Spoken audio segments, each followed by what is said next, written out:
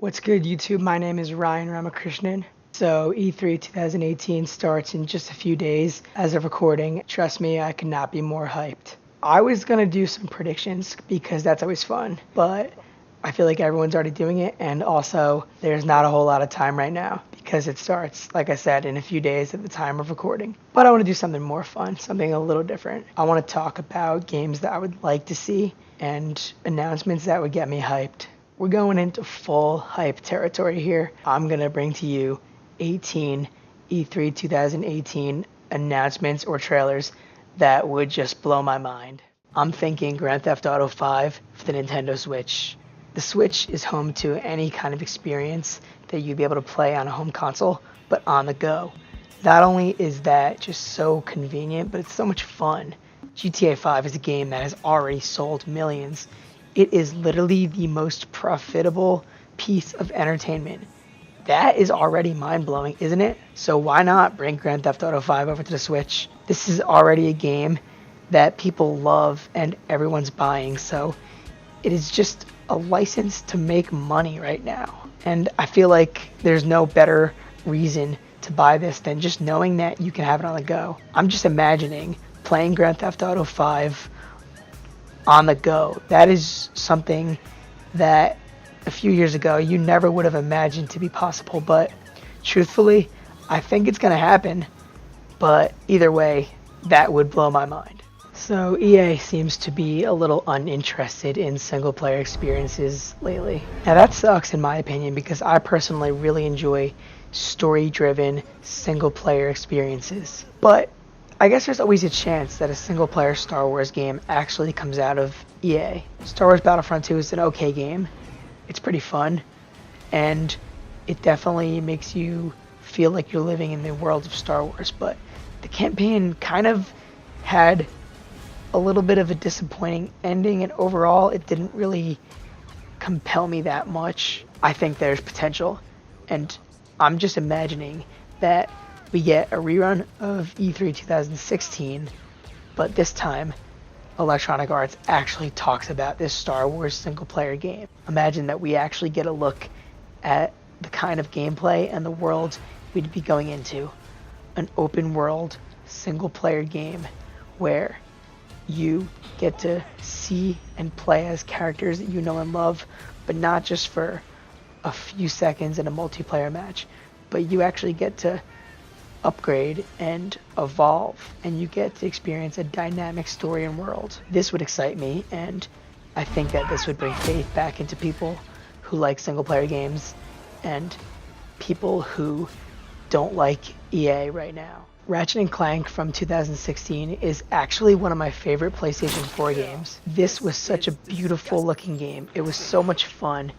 It was oozing charm, and that game makes me want more. I actually am surprised we haven't heard about a sequel yet. I feel like Ratchet & Clank is such a household name with PlayStation, so I'd be incredibly hyped if Sony decided to show off Ratchet & Clank 2. It's funny, I feel like this would be a lower profile game, but regardless, for me, it'd be up there. I had such a good time with Ratchet & Clank, and I hadn't even played the older games, so this was a new start of a series for me, and I thought it was really, really good. I would love to see Ratchet & Clank 2 with just more of the same charm in its fun, lighthearted story and lovable characters, and of course, a game with incredibly fun and engaging combat and weapons that you can upgrade and customize and just mess around with. PlayStation 4 needs another one before its life cycle comes to the end, and I would be stoked to see it at E3. Let's face it, Super Smash Bros. For the Nintendo Switch is easily one of the most anticipated games this year. And the best part about all the hype surrounding Super Smash Bros. Is always the characters. We always wonder who's next for the roster, whether it's a first-party character from a game we know and love, or one that we've never heard of, or a third-party character. I think that third-party characters are super exciting. I mean, Mega Man and Pac-Man and Sonic the Hedgehog sort of make sense. But then you throw in other characters like Cloud Strife and Ryu, and that is where it gets crazy.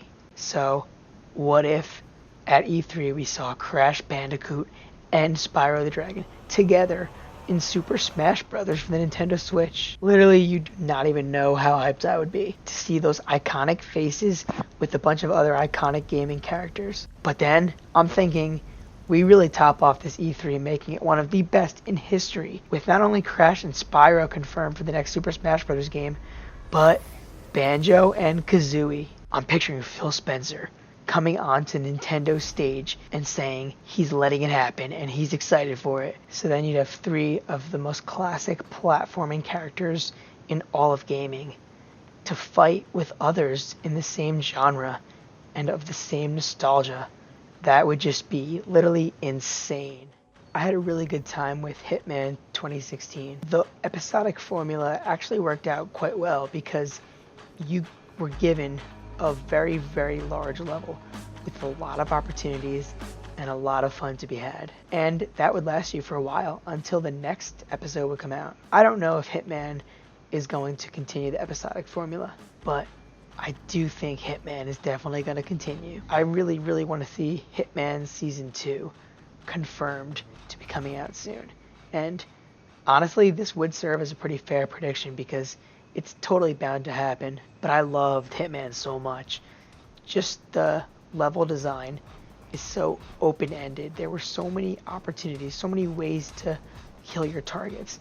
You had all these different weapons, these different tools to use, all these rooms to go to, so many challenges within, and it's a really, really good time. So I'd be super hyped to see Hitman Season 2, and to be honest with you, I'd actually be more hyped to see it as a standalone release, because while I do think that episodic formula works, like I just said, I think a standalone full release with all the content would sort of serve the public better. Unfortunately, a lot of people probably weren't so keen on it because of the episodic formula, but if Hitman was to come out as a full game with all the content, and of course some DLC in the future, I think it would appeal to more people, and I think it would be really awesome. I remember seeing Hitman revealed at E3 a couple years back and just loving what I saw, so I'd be stoked for more Hitman. As I previously mentioned, Ratchet Clank was given a very special treatment a few years ago. It's time for Sly Cooper to get the same.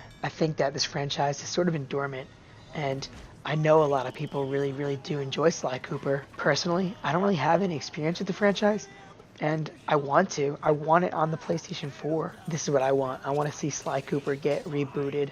I don't just want a sequel.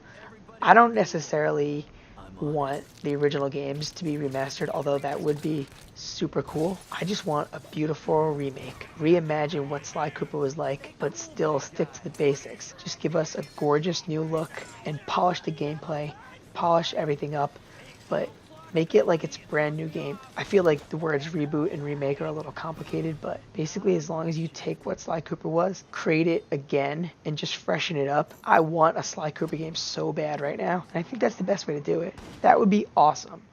When you're talking about video game franchises that define the PS3 and Xbox 360 era, you're probably going to mention Bioshock. The stories, the world building, the atmosphere, the ideas, the gameplay, all of it was so engaging. Bioshock is definitely missed right now. I personally adored Bioshock Infinite. I'd actually like to revisit the world of Columbia. Rapture is super cool, but we've already been there a few times, and I think there's more to explore in Columbia. I don't know what goes on with 2K games, with Irrational Games, with Ken Levine, but I'm just saying, imagine an E3 announcement of a new Bioshock game. Don't call it Infinite 2, don't call it Bioshock 4, give it some sort of colon subtitle, but please let us go back to Columbia and give us another immersive, engaging Bioshock game that makes you scared, it makes you get confused, it makes you question things, it keeps your attention from start to finish. I can't see why anyone would not be incredibly hyped to see the return of Bioshock.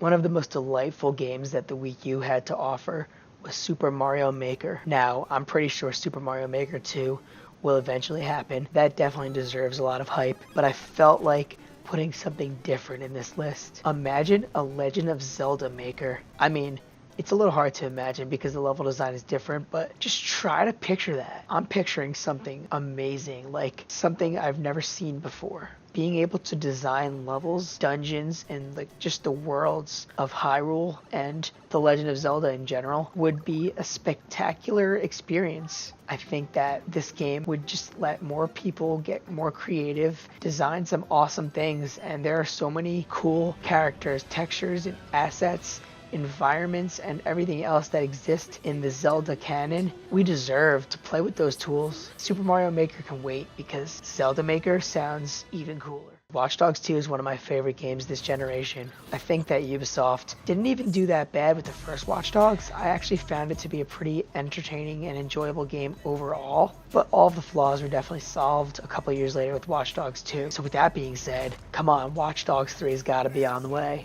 2014, 2016 respectively for Watch Dogs and Watch Dogs 2 would sort of suggest Watch Dogs 3 should be out this holiday season. I'd be fine with waiting until next year, maybe next summer or something like that, but I need Watch Dogs 3. These games, particularly the second one, actually have extremely fun gameplay. The storytelling and characterization of the hacking and the characters themselves in Watch Dogs 2 ended up working. I found it to be charming and kind of lighthearted, but also pretty interesting, and it tried to get heavy at times and didn't do too bad with it. I'd love to explore the hacking worlds of DedSec and whatnot and just get another interesting story in the Watch Dogs universe. And I'd love for them to tell us that we're going to go to London. I don't know. I feel like London is a really cool city, and I think that Ubisoft could do a good job at creating it because they did exceptional with Chicago and San Francisco in the last couple games. So Watch Dogs 3 in London coming out next spring or summer. I would just be so hyped. So here's another game which is one of my favorites, Metal Gear Rising: Revengeance. This game is just so wild. It's so crazy.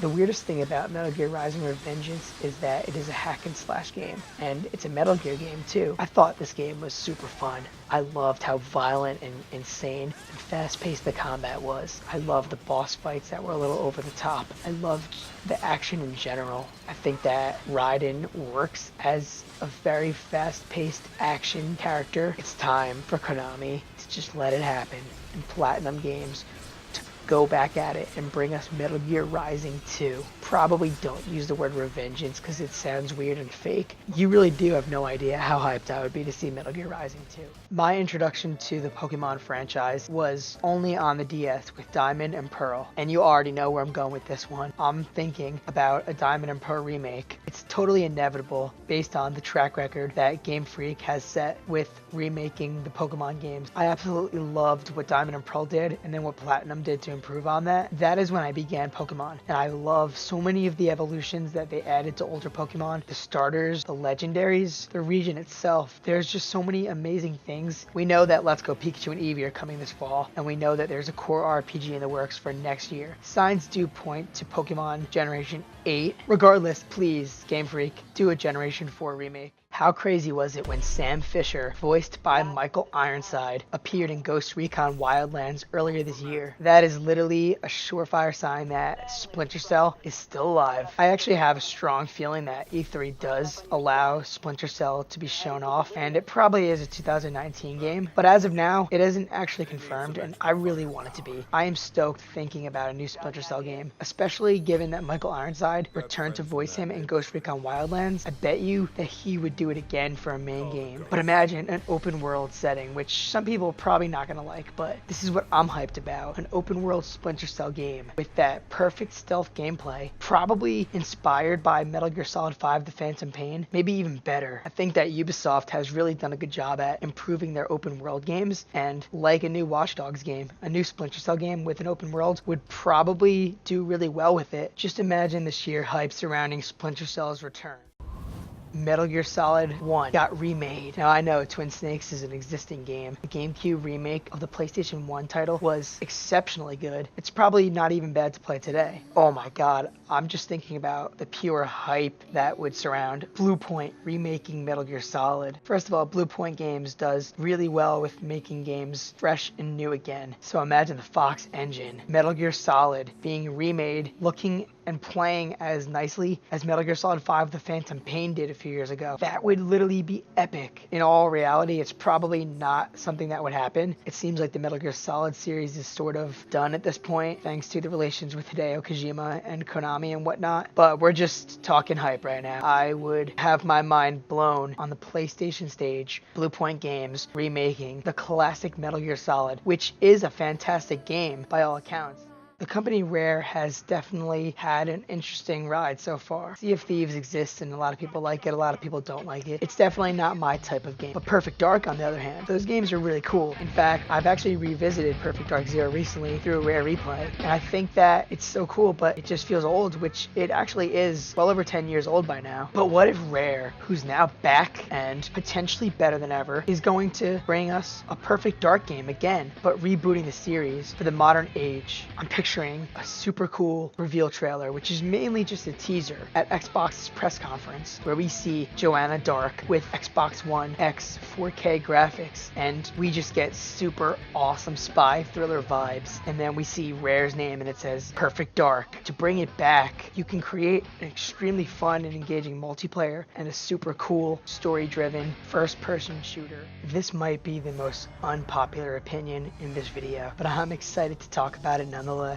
PlayStation AllStars Battle Royale. People probably forgot this game exists. The Super Smash Bros. Clone, the game that was kind of slept on due to its lack of originality when being compared to the aforementioned behemoth that is Super Smash Bros. But I personally liked PlayStation AllStars Battle Royale. I had a really good time with it. Some of the characters which I enjoyed were like Kratos, Dante from Devil May Cry, Raiden from Metal Gear Rising Revengeance. That game had a super cool roster, and it was awesome bringing together mascots and iconic faces. Maybe not as classic as what Nintendo has done, but still. So now I want PlayStation All-Stars 2. I don't think it should even be called PlayStation All-Stars Battle Royale, because Battle Royale is its own thing now. So just call it PlayStation All-Stars 2 and bring in some of the new faces, the updated characters. There's a new Kratos now who's very different. You can get in Joel and Ellie. You can get in Aloy, Senua. You can get so many awesome characters, and it would be sick. But I'll do you one better. I want PlayStation All-Stars 2 to drop the Smash Bros. Clone. Picture this, a 2D fighter, something like Street Fighter, Mortal Kombat. PlayStation All-Stars 2 as a 2D fighting game with an amazing roster of new and old faces. Honestly, this is the stuff of dreams if you ask me. One gaming series that I've heard nothing but great things about is Prince of Persia. I unfortunately have not had the honor of playing the series, but I really want to. And what better way than a brand new Prince of Persia game, a reboot of sorts. I feel like the hype for this would just be on another level. Everybody is always wanting a new Prince of Persia. This franchise has been around for so long, but then it also kind of stopped a long time ago. It is way, way, way overdue for Prince of Persia to make its return, and I think that Ubisoft in their state right now would exceed to make it a very good game. All of their resources and tools that they've used to make open world games and improve upon them could probably be used to apply to a Prince of Persia game and create a really beautiful open world to mess around in. The combat and the stunning visuals and settings, and also the really cool elements like using time to your advantage, would make for an incredibly fun game right now. People want Prince of Persia. Can you really blame them? And I really, really would just be mind blown if Ubisoft comes on stage, one last game. Hey, Prince of Persia is back.